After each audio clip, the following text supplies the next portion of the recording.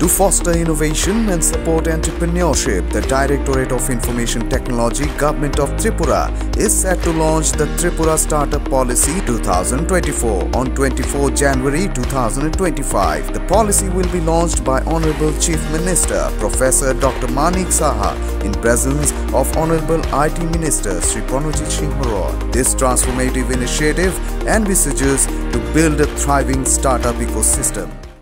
Hasti Marmani Eba, Tripura State Hood, Marmanu Shawi, Tripura Hasti, Jota Tongosan, the local Kaka, Yapraga Hasti, Montreal, Professor Dr. Manisha, Tripura Hasti, Mantani, the Hamgrani Shamon Clatini, Jerogni Yaktongo, Brono Kaka, Yafarka, Krakshalo State Hood, Marmanu Shawi, Hasti was the Dash Hamota, Naharma Kino, Kotorke Panda Klazaga, Ubagra, or Aguji Robin to Shotabarski Bono, Panda Klazaka, Koktum, Hukum Kumo, Tangbedini, Luajong by Panda Fiogrifica, Hasti Montreal, Professor Dr. Manisha, Manjaka, Hasti Hapone, Shalam Kote, Bania Tangbedini, Montri Shantana Jakma, Berekong Tang. মন্ত্রী সুজন্ত চৌধুরী হদা হামগ্রে হদারং তাংবেদরি মন্ত্রী টিংকুরাই cooperative তাংবেদরি মন্ত্রী শুক্লাচরণ নোভাতিয়া ককথুম হুকুম তাংবেদরি অজমা প্রদীপ কুমার চক্রবর্তী তেই হাস্তে পুলিশনি অজমা অমিতাভ রঞ্জন খবই কুমনি আদমর জাতিগতার মুসিংকি আসানি পান্দা চেংসরিকা মন্ত্রী অগ্র খবই মানজনাই নগরাইরা আবনি ইয়াগলো মন্ত্রী অগ্রানি ইয়াগ্রম্বই state hood মানমনি শালো হাস্তে হাবনি কতা লগব ফিয়গই রেখা পান্দা ককশন থেকে মন্ত্রী অগ্রা হাস্তেও হামগ্রে সামং খাইজাগি তমরন কক শাখা আবনকারিব বুসকাং শালা বাবাই সামং ক্লেনে আবন বক্ষর শাখা had touched its peak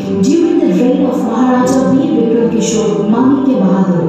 When the country was at the threshold of getting independence, he realized for the benefit of his subjects that it would be better to join the Indian Union. After his death, Queen Kanchan Prabha Devi signed the merger agreement on September 9, 1949 in Delhi, and Tripura became a part of Indian Union on October 15, 1949. On January 26, 1950, Tripura was accorded the status of a C category state under the rule of a chief commissioner. Tripura was accorded the status of a union territory on November 1, 1956. Tripura gained full statehood on 21st January 1972 under the Northeastern Areas Reorganization Act of 1971 under the vision of Honorable Prime Minister Shri Narendra Modi. দিবস উদযাপন উপলক্ষে হার্দিক অভিনন্দন ও শুভেচ্ছা জানাচ্ছি। আমরা জানি যে রাজতন্ত্রের অবসানের পর এক গণতন্ত্রের এক নতুন অধ্যায় ত্রিপুরাতে শুরু হয়েছে। ত্রিপুরাকে পূর্ণরাজ্য হিসাবে গড়ে তোলা এবং তাকে উন্নয়নের পথে যাদের অবদান রয়েছে আজকে তাদের স্মরণ করার দিন। আমি ত্রিপুরা সরকারের তরফ থেকে এবং আমার ব্যক্তিগত তরফ থেকে তাদেরকে আমি আন্তরিক শুভেচ্ছা ও অভিনন্দন জানাচ্ছি। এখানে একটু আগে ডকুমেন্টারি ফিল্ম দেখানো হয়েছে, অনেক কিছু এর মধ্যে বলা হয়েছে কিভাবে আমাদের পূর্ণরাজ্যে আমরা পরিণত হয়েছি। এই প্রেক্ষাপটে আবার আমি আপনাদের সামনে কিছু রাখতে চাই। 1947 সালে 17 মে মহারাজা বীর বিক্রম মানিক্যের, যিনি মানিক্য ডাইনেস্টির শেষ মহারাজা যাকে বলা হয়, ওনার হঠাৎ করে আকস্মিক মৃত্যু হয় এবং পরবর্তী সময়ে মহারানী কাঞ্চন প্রভা দেবীর নেতৃত্বে কাউন্সিল অফ রিজেন্সি গঠিত হয়। 13 আগস্ট মহারানী কাঞ্চন প্রভা দেবী ত্রিপুরা ভারত ইউনিয়নে যোগদান করার লক্ষ্যে উনি সম্মতি দেন এবং স্বাক্ষর করেন। ভারত সরকারের পরামর্শে 1984 সালে 12 জানুয়ারি কাউন্সিল অফ রিজেন্সি ভেঙে দিয়ে এককভাবে মহারানী কাঞ্চনপ্রভা দেবীকে রেজেন্সি নিয়োগ করা হয়। এরপর থেকে 1950 সালে 15 অক্টোবর পর্যন্ত মহারানী কাঞ্চনপ্রভা দেবী একক রিজেন্ট এবং রাজ প্রতিনিধি রূপে ত্রিপুরার শাসন পরিচালনা করেন। 1949 সালের 9 সেপ্টেম্বর দিল্লিতে মহারানী কাঞ্চনপ্রভা দেবী রিজেন্ট হিসাবে ত্রিপুরাতে ভারত মুক্তি সম্পর্কিত দলিলে উনি স্বাক্ষর করেন। অবশেষে 15 অক্টোবর তিনি আনুষ্ঠানিকভাবে ভারত ইউনিয়নে অন্তর্ভুক্ত হন। 1950 সালের 26 জানুয়ারি ত্রিপুরা বিধানসভাহীন চিফ কমিশনার শাসিত গ শ্রেণীভুক্ত রাজ্যে পরিণত হয়। 1952 সালের প্রথম গণতান্ত্রিক নির্বাচনে 30 সদস্য বিশিষ্ট একটি ইলেকটোরাল কলেজ গঠিত হয় এবং ত্রিপুরা কেন্দ্রশাসিত অঞ্চলের স্বীকৃতি লাভ করে 1956-এ। 1959 সালের 15ই আগস্ট সেখানে ইলেকশন হয় সার্বজনীন ভোটাধিকারের ভিত্তিতে। 30 জন মেম্বার ছিল এবং 2 জন মনোনীত প্রার্থী। 1962-তে ত্রিপুরা আঞ্চলিক পরিষদের 3য় সাধারণ নির্বাচন অনুষ্ঠিত হয়। 1963 সালের 1 জুলাই কেন্দ্রশাসিত অঞ্চল আইন অনুসারে ত্রিপুরা আঞ্চলিক পরিষদে টেরিটোরিয়াল কাউন্সিল যেটাকে বলা হয় প্রথম বিধানসভায় রূপান্তরিত হয়। 1970 সালে চিফ কমিশনার যে পদটি সেটাকে উন্নীতকরণের মাধ্যমে উপরাজ্যপাল পদে উন্নতি হয় এবং আজকের দিনে অর্থাৎ 1972 সালের 21শে জানুয়ারি ত্রিপুরা ভারতের একটি পূর্ণ রাজ্যের মর্যাদা লাভ করেছে। এই বিষয়ে বিশদভাবে আলোচনা করেছে। আমরা উপস্থিত হয়েছি পূর্ণ রাজ্য দিবস উদযাপন উপলক্ষে। এখানে পূর্ণতা আমার মনে হয় সার্বিকভাবে আমাদের মধ্যে ডেভেলপমেন্টই হোক, আর্থসামাজিক উন্নয়ন হোক, সব দিকেই কিন্তু আমাদের পূর্ণতা যদি আসে তবেই পূর্ণ রাজ্যের যে 1972-তে হয়েছে সেটা কিন্তু আমরা আক্ষরিক করতে আমরা সেইভাবে তখন বলবো যে ইয়েস, আমরা ত্রিপুরা রাজ্যের যে পূর্ণ রাজ্য হিসাবে আমরা যে স্বীকৃতি পেয়েছি তার সার্থকতা এসছে। মাননীয় প্রধানমন্ত্রী এবং মাননীয় স্বরাষ্ট্রমন্ত্রী ওনার যে সার্বিক সহায়তার কারণে ত্রিপুরা সামনের দিকে এগিয়ে চলছে এবং আমরা যখনই দেখি যে ডাবল ইঞ্জিনের সরকার বলা হয়, যখনই আমরা কেন্দ্রীয় সরকারের কাছে আমরা হাত বাড়িয়েছি, যে কোনো সমস্যা আমাদের যখনই আমরা সমস্যায় অবতীর্ণ হয়েছি, ওনাদের কাছে যখন হাত বাড়িয়েছি সাথে সাথে ওনাদের কাছ থেকে কিন্তু আমরা সাহায্য পেয়েছি। কিছুদিন আগে আপনারা দেখেছেন 2024-এ একটা ভয়াবহ একটা বন্যার পরিস্থিতি এখানে হয়ে গেছে এবং সেই জায়গায় সবাই জানেন 19শে আগস্ট আমি দিল্লিতে তখন ছিলাম। সেখান থেকে 19 থেকে প্রায় এখানে 3 দিন ধরে 4 দিন ধরে এখানে মানে বিরাট ক্ষয়ক্ষতি হয়েছে। আমি এসেই দিল্লির থেকে এসে সাথে সাথে আমি চিফ সেক্রেটারি মহোদয়ের সাথে এবং অন্যান্য আধিকারিকদের সাথে আমি মিটিং করি এবং পরের দিন ভেবেছিলাম যে সমস্ত যেসব জায়গায় বিশেষ করে সাউথে যাব, কিন্তু সকালে তৈরি হয়েছে বললো যে এত বৃষ্টি যে বগাফার মতো জায়গার মধ্যে 600 মিলিমিটারের উপরে সেখানে বৃষ্টিপাত হয়েছে। ভাবা যায় না এত বৃষ্টিপাত আমরা কোনোদিন ত্রিপুরাতে আমরা দেখিনি। তারপরেও আমরা সাথে সাথে দিল্লিকে যখন জানালাম তখন ওনারা হাত বাড়িয়ে দিয়েছেন। আমি যেটা বললাম যে যখনই কোনো সমস্যা হয় দিল্লির সাথে আমরা যোগাযোগ করলে আমরা কিন্তু সেই সাহায্যটা পাই। আমাদেরকে স্বরাষ্ট্রমন্ত্রীজির সাথে কথা বললাম, মাননীয় স্বরাষ্ট্রমন্ত্রীজির সাথে কথা বলার পর আমাদের যশস্বী প্রধানমন্ত্রী নরেন্দ্র মোদীজির সাথে কথা বললেন, বলেন সব দিকে আমরা সাহায্য করব। এনডিআরএফ টিম পাঠিয়েছে এখানে, এসডিআরএফের টিম শুদ্ধ 3টে হেলিকপ্টার পাঠিয়েছে।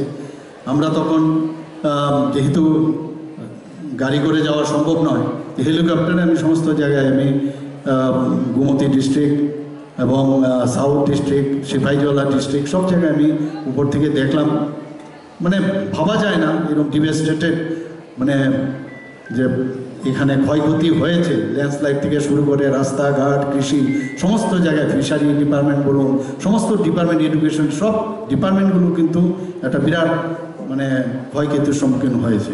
কিন্তু সেই জায়গায় আমাদের যে দিল্লির থেকে আমাদের যেভাবে সাহায্য করেছে, আমাদের ফুল টিম চিফ সেক্রেটারি থেকে শুরু করে সমস্ত সেক্রেটারি এবং ডিস্ট্রিক্ট ম্যাজিস্ট্রেট, এসডিএম সব মিলে যেভাবে আমাদের সাধারণ মানুষ হাত বাড়িয়ে দিয়েছে সেটা বলার অপেক্ষা রাখে না। যখন এরকম একটা অবস্থা, আমার মনে আছে তখন মুখ্যমন্ত্রীর যে আমার যে ফান্ড আছে ত্রাণ তহবিল, ছোট ছোট বাচ্চা তারা পর্যন্ত তাদের যে মানে জমানত সেটা নিয়ে এসে তারা আমাদের কাছে এসে দেওয়ার, এগুলো ফটোগুলো আপনারা সবাই দেখেছেন। এ হচ্ছে ত্রিপুরা, বোঝা যায় যখন সমস্যা হয় সবাই আমরা একসাথে আমরা থাকতে পারি, সেই দৃশ্য আমরা সবাই দেখেছি। এবং আলটিমেটলি দেখুন আমরা এই জায়গা থেকে কিন্তু আজকে আমরা অনেকটা ওভারকাম করতে পেরেছি। আমার মনে আছে যখন আমাদের ছাত্রছাত্রী ডেভেলপমেন্ট অথরিটি টুডার মাধ্যমে আপনারা দেখেছেন কয়েকটা বিল্ডিংও টুডা করেছে, সেখানে টাউনশিপ কীভাবে করতে হবে, ভূমির মালিকাদের জন্য যাতে তাদের ন্যায়সঙ্গত সুবিধা দেওয়া হয় তার ব্যবস্থা আমরা করেছি। অ্যাফোর্ডেবল হাউজিং পলিসি 2025 ত্রিপুরা, সেটাও আমরা এখানে করেছি। সাশ্রয়ী আবাসন উদ্যোগ, যাতে দুর্বল শ্রেণী যারা আছে তাদের জন্য যাতে অ্যাফোর্ডেবল ঘর বানানো যায়, তাদের নিম্ন আয়ের যারা, তাদের সেই ব্যবস্থা আমরা করেছি। ত্রিপুরা ইন্ডাস্ট্রিজ ফেলিসিটেশন অ্যাক্ট, যেটা আমি একটু আগে বললাম যে উইন্ডো সওগাত পোর্টাল, সেটা আমরা অলরেডি আমি বলেছি। সেখানে আমরা চিফ মিনিস্টার জন আরোগ্য যোজনা, আপনারা সবাই জানেন যে প্রধানমন্ত্রীর জন আরোগ্য যোজনায় আমাদের 100% কিন্তু প্রধানমন্ত্রীর জন আরোগ্য যোজনায় স্যাচুরেশন পয়েন্ট আমরা এখানে নিই। কিন্তু তার বাইরে যারা এই যোজনার মধ্যে আসেনি, এর জন্য যখন ফিনান্স মিনিস্টার, আমি ওনার সাথে কথা বললাম, অনেক কথাবার্তা বলার পরে আমরা ডিসিশন নিলাম যে ত্রিপুরারই একমাত্র স্টেট যেখানে 100% সবাই আমরা এই মুখ্যমন্ত্রীর জন আরোগ্য যোজনা, এই যে আপনার এই বিমাটা, স্বাস্থ্য বিমা যোজনা, সেই কাভারে সেখানে সুবিধা হয়েছে। এবং establishment good governance department and Tripura institution for transformation, আমার মনে আছে 25শে ডিসেম্বর 2023 আমাদের প্রাক্তন প্রধানমন্ত্রী অটল বিহারী বাজপেয়ীজির জন্মদিন, এবং এটাকে আমরা সুশাসন দিবস হিসাবে আমরা পালন করি। সেই সুশাসন দিবসে আমরা এই গুড গভর্নেন্সের যে ইনস্টিটিউশন, সেটাকে বলে যে স্টেট ইনস্টিটিউশন ফর ট্রান্সফরমেশন, সেই TIFT আমরা এখানে শুরু করি। তাতে এখানে যাদেরকে মানে দায়িত্ব দেওয়া হয়েছে, সেখানে ত্রিপুরার জন্য ইনোভেটিভ কিছু করা যায় কিনা, ইনোভেটিভ চিন্তাধারা, সেই কাজটা ওনারা করেন। Policy for lease of government land, বাইরের থেকে আসে। কিছুদিন আগেও আমাদের এখানে যে বাইরের থেকে যারা স্বাস্থ্যের বিষয়ে আমি বলছি, একটা ঘটনা খালি আপনাদের সামনে রাখছি। সিজা, যারা কিডনি ট্রান্সপ্লান্ট এখানে আমাদের সাহায্য করেছে, সিজা একটা জায়গা চেয়েছিল, তাদেরকে আমরা লিজ দিয়েছি। ওরা বলছে 700 কোটি টাকা ওরা এখানে বিনিয়োগ করবে, তো সেখানে লিজ আমরা দিয়েছি। এরকম লিজের মাধ্যমে বহু লোক আসছে, ইনভেস্টররা, তো তার জন্য একটা পলিসি দরকার, এবং সেই পলিসি হচ্ছে লিজ অফ গভর্নমেন্ট ল্যান্ড। 2022 আমরা সেটা করেছি। Tripura information technology ITES policy, সেটাও IT পার্ক ডেভেলপ করার জন্য, ITS সেটা যারা করতে চায় তাদের উৎসাহিত করার জন্য একটা পলিসি আমরা করেছি। Tripura state policy for empowerment of women, আমাদের মাননীয় প্রধানমন্ত্রীজি বারবার বলছেন যে উইমেন্সরা যদি শক্তিশালী না করা যায় তাহলে কোনো দিনই একটা সমাজ, কারণ 50% মহিলা আমাদের এই সমাজে, তাদের আমাদের ডেভেলপমেন্ট করতে হবে সব দিকে। আপনারা সবাই জানেন যে মাত্র 2018 আগে 4 থেকে 4,500 SHG গ্রুপ ছিল মহিলাদের, আর আমাদের এখন বর্তমানে মানে প্রায় 56,000 SHG গ্রুপ ত্রিপুরাতে হয়েছে। এবং তাতে করে যে রিভলভিং ফান্ড থেকে, ব্যাংকের লোন থেকে আরম্ভ করে সবভাবে আমরা কিন্তু তাদের সাহায্য করেছি। এবং পান্দা পাইথাকো ত্রিপুরা বিভূষণ সকাট ত্রিপুরা ভূষণ পরিষ্কার খবই কবনি সকাট ব ইয়াফার দেখা लाने की कोशिश करी गई है। और मैं धन्यवाद दूंगा माननीय मुख्यमंत्री जी के निर्देश और उनके नेतृत्व पे कि हम इसको ला सकें। हमारा एम हमेशा रहा है कि हम समाज को एक ऐसा इवन प्लेइंग फील्ड दे सकें जहां ना तो अराजकता हो, ना इंसर्जेंसी हो, ना ही हम कहीं क्राइम अगेंस्ट वुमेन या साइबर या मोलेस्टेशन या किसी भी तरह की प्रॉपर्टी या ऑफेंसेस अगेंस्ट बॉडी को बढ़ावा दे पाएं। हमारी चेष्टा है कि हम उसे कंट्रोल करें। आप बेफिक्र निडर होकर बाहर निकल सकें, अपनी उम्मीदों को, अपनी कोशिशों को कामयाब कर सकें, हमारे बच्चे बाहर जाएं, आगे बढ़ें, देश और समाज उन्नत हो। यही हमारी बेसिक आइडियोलॉजी और थीम है, और ये निर्देश भी हमारा यही है बेसिक। तो अगर आप देखें पिछले 2, 2.5, 3 सालों से हम लोगों का क्राइम का फिगर हमेशा घटता गया है। सोसाइटी में लॉ एंड ऑर्डर सिचुएशन हमेशा कंट्रोल हुआ है पूर्ण सख्ती से। देश के हम टॉप स्टेट्स में हैं जहां सबसे कम क्राइम ओवरऑल है। क्राइम अगेंस्ट वुमेन ओवरऑल बहुत कम है। Crime against property and offences against body बहुत कम है। ये आंकड़े हमारी कामयाबी की कुछ पॉइंट्स दिखाती हैं, लेकिन मोस्ट इंपॉर्टेंट चीज़ जो दिखाती है कि समाज में एक सौहार्द बढ़ा है, समाज में एक अंडरस्टैंडिंग बढ़ी है, समाज में एक पीस आया है। सब मिल के कोशिश कर रहे हैं कि हम आगे बढ़ें, और ध्येय यही है। अगर हमारे घर में रोज़ लड़ाई होती रहे तो बच्चे नहीं बढ़ पाएंगे। उसी तरह अगर हमारे समाज में रोज समस्याएं होती रहेंगी तो समाज नहीं बढ़ पाएगा। तो हमारा निरस्तर every day, day in and day out 24/7 एक बैटल है हमारे सभी सिपाहियों से लेकर ऊपर तक, कि हम समाज को एक इवन कील दे सकें, एक इवन प्लेइंग फील्ड बना सकें, जहां let the best man win, जहां सबों की आकांक्षाओं को विंग्स लग सके, पर लगे, उड़ सके।